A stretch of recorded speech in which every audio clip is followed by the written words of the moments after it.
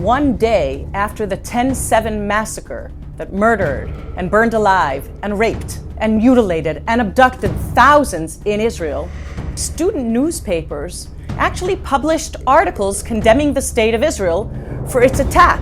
in Gaza. Protests began across campuses in the United States and on the streets, protesting Israel's response even before Israel understood what it was that happened in the worst attack of Jews since the Holocaust.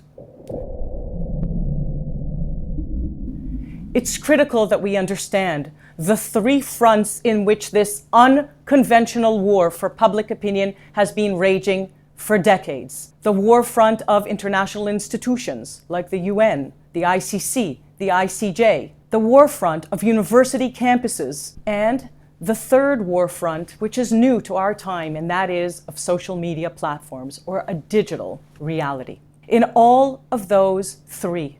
what we have seen in terms of their feeding off of one another is the systematic weaponization of international rules-based order, of principles, of law, and of human rights for the demonization, the delegitimization, and the double standards of the Jew among the nations that is the state of Israel. Soviet propaganda, alive and well in the name of progress across campuses, streets, and social media spaces in 2024 reality, that fueled the articles that were published on the 8th of October, the human rights understanding that needed to be applied equally and consistently so that never again weaponized systematically with Zionism as racism peddled as the first blood libel. The result of the 2001 UN Conference Against Racism enabled and peddled the next lie, that is of Israel as an apartheid state, with 23 years of Israel apartheid weeks since that 2001 Durban Conference Against Racism, created a space in which on every single campus across North America, Israel was known to be the next blood libel and apartheid state. And 2023, October 8th,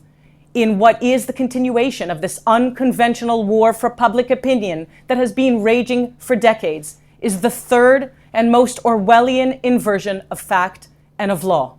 And so what we have here is a collapse of those foundational principles in the international institutions translated into the university campus spaces, including with academic programming, including with teaching and inculcation of those weaponized principles that Zionism is racism, that Israel is an apartheid state, and that Israel is committing genocide, in fact, appearing in those articles on October 8th, none of it a coincidence. And what we must recognize is not only the intersection that became clear, not only in the anti-Semitism that fueled the atrocities of 10/7, but in the anti-Semitism that fuels the responses to the atrocities starting 10/8, that are silent, me too, unless you're a Jew,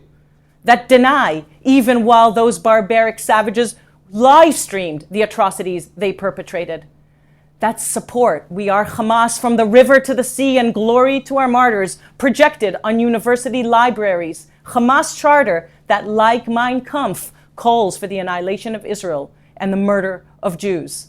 And finally, that attack Jews around the world in encampments that do not let through any identifiable Jew or self-defined Zionists, not to the classroom, not to the library, not to their offices. What we have to realize is that that intersection, and of course the fueling of it, using online memes and hashtags so that we know that what happens online does not remain there, is a war that we have to be prepared to fight back in. It is a systematic war that has co-opted and weaponized international rules-based order and human rights institutions, and in many ways intersected on 10/7 and since 10/7. And it is a call to action for us all to understand the process that enabled this demonization, delegitimization, and double standards of Israel, and to stand up to it. Because if one identity cannot be protected, then no identities will be able to be protected. Not online, not in university spaces, and not by the international institutions.